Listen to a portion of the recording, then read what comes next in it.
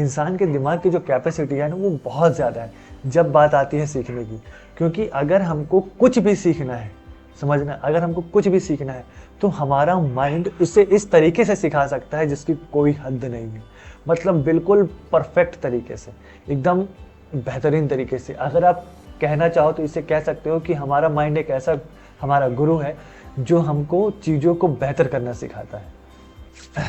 अब बात करते हैं थोड़ा सा सीखने की, क्योंकि सीखना एक लाइफ लॉन्ग प्रोसेस है। आप चाहे चाहो या ना चाहो, आप हमेशा कुछ ना कुछ सीखते रहते हो, चाहे वो जानबूझकर हो या फिर अनजाने में। फॉर एग्जाम्पल, अगर आप घर में बैठे हो और आप कुछ नहीं कर रहे हैं, लेकिन उस समय पे आपके आसपास कुछ ना कुछ चीज़ें हो रही हैं और आपके माइंड में कभी ना कभी कुछ ना कुछ क्वेश्चन आएगा कि यार ये चीज़ें क्यों होती हैं, तब आप उस चीज़ को रिसर्च करने जाओगे, तब आपको पता चलेगा कि वो चीज़ें क्यों होती हैं।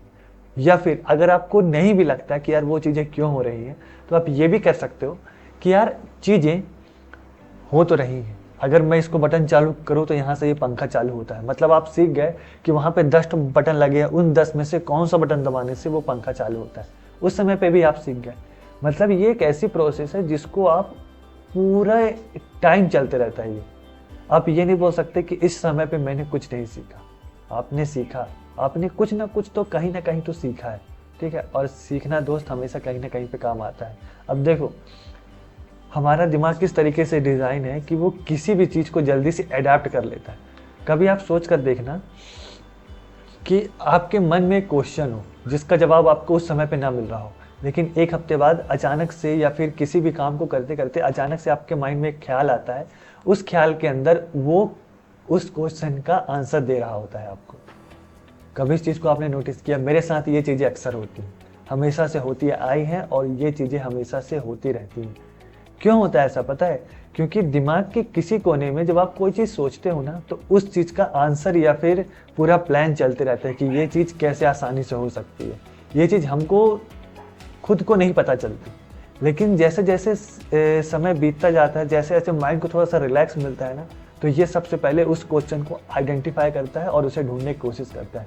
इसीलिए कहते हैं कि हमारा माइंड सबसे पावरफुल होता है और एडेप्टेबल भी होता है। एडेप्टेबल का मतलब कि किसी भी परिस्थिति के अनुसार अपने आप को ढाल लेना और उस परिस्थिति को और बेहतर बना देना, समझे? इसीलिए कहते हैं। लेकिन साथ ही साथ आपको एक बात याद रखना ज़रूरी है कि कोई भी चीज़ सीखते समय टाइम, एनर्जी और फोकस, ये 3 चीज़ एक लिमिट कर देते हैं। क्यों?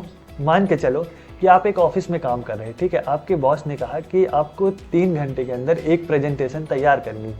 समझना इस चीज़ को, ठीक। आपके पास लिमिटेड टाइम है, 3 घंटे, एनर्जी भी लिमिटेड है। अब आपकी पूरी एनर्जी उसी काम को करने के लिए दौड़ेगी, साथ ही साथ आपका फोकस भी उसी काम पे लगेगा, ठीक है।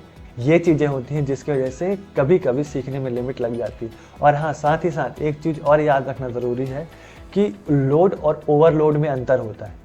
फॉर एग्जाम्पल, जैसे कि मैंने आपको ऑफिस का भी एग्जाम्पल दिया, मान के चलते हैं कि आपके पास 24 घंटे का समय है।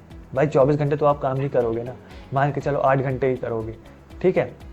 अब 8 घंटे के अंदर अगर आपको 2 प्रोजेक्ट तैयार करने हैं और आप दोनों प्रोजेक्ट को एक साथ लेकर बैठ गए हो, तो उस समय पे आपका माइंड लोड नहीं होगा।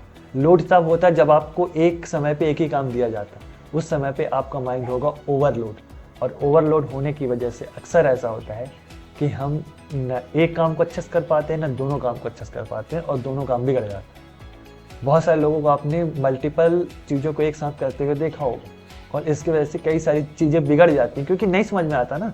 आप एक काम को कर रहे हो, उसके कुछ फाइल्स हैं इसमें आ गए, इसके कुछ फाइल्स हैं उसमें आ गए, मिक्सअप हो जाते हैं, जिसकी वजह से फिर बाद में आपको प्रॉब्लम होती है जब आप उस चीज़ को प्रेजेंट करने जाते हो। तो ये चीज़ें मेरे साथ कई बार हो चुकी है, इसलिए मैं सिर्फ अभी एक टाइम पे एक ही काम को करने के लिए फोकस करता हूँ। हाँ, ये मैं कह सकता हूँ कि मैं एक दिन में कई सारे काम करता हूँ, लेकिन एक टाइम पर एक ही काम करता हूँ, ठीक है। एक ही समय पे सारे काम लेकर बैठ नहीं जाता, जिसकी वजह से मेरा वो काम जिसको मैं पर्टिकुलर कर रहा हूँ वो काम अच्छे से होता है, ठीक। अब यहाँ पे एक क्वेश्चन आपके मन में और उठ रहा होगा, अगर नहीं उठ रहा तो मैं ही बता देता हूँ कि बहुत लोग ये सोचते हैं कि अगर कोई भी किसी काम में अच्छा है, बेस्ट है, बेटर है, तो क्या उसको उस काम के बारे में सब कुछ पता है? ऐसा नहीं होता। आप कभी भी नोटिस करना या खुद से इसको ट्राई करके देख लेना, कभी भी आपको किसी भी चीज़ के बारे में सब कुछ नहीं पता होगा। सब कुछ पता होने का मतलब है कि जो फ्यूचर में होने वाला है वो भी आपको पता हो। तो आप भगवान थोड़ी हो, इंसान हो ना। मतलब अगर आप कोई भी काम करते हो या फिर आपकी कोई भी काम की फील्ड है, आप उस काम में बेस्ट हो, वो चीज़ अच्छी है, ठीक। लेकिन आप उस काम में परफेक्ट इसलिए नहीं हो क्योंकि उस काम में कभी ना कभी अपडेट्स आएंगे, नई नई चीज़ें बदलेंगी, फिर आप उन नई चीज़ों को सीखोगे।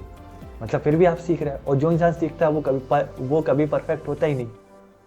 इस चीज़ को कभी आपने नोटिस किया है कि जो इंसान किसी चीज़ का सीखता है वो कभी परफेक्ट नहीं होता। वो बेस्ट कह सकते हो आप कि वो उस काम में बेस्ट है, वो उस काम में नई नई चीज़ों को लाता है, नई नई चीज़ों को सीखता है। लेकिन आप ये नहीं कह सकते कि वो इंसान उस काम में बिल्कुल परफेक्ट है, क्योंकि परफेक्ट होने का तो यही मतलब होता है ना कि आपको सब कुछ पता हो, ठीक है। तो भाई हम तो भगवान है नहीं ना, इंसान है, इसीलिए हमको सिर्फ जितनी चीज़ें पता है उतनी ही चीज़ें पता है। लेकिन जब नई चीज़ें आती है तो उनको सीखने में और ज़्यादा मज़ा आता है, क्योंकि जो इंसान जिस फील्ड के बारे में जानता है ना, जब उससे रिलेटेड उसको नए अपडेट्स मिलते हैं तो वो चाहता है कि यार मैं इस चीज़ को एक्सप्लोर करूं और जानूं कि इस चीज़ के बारे में क्या क्या और नई नई चीज़ें आ रही हैं, ठीक है। एक मतलब माइंड में क्लिक होता है कि यार जानने के, एक क्यूरियोसिटी जिसको हम लोग कहते हैं इंग्लिश में, वो पैदा होती है मन के अंदर।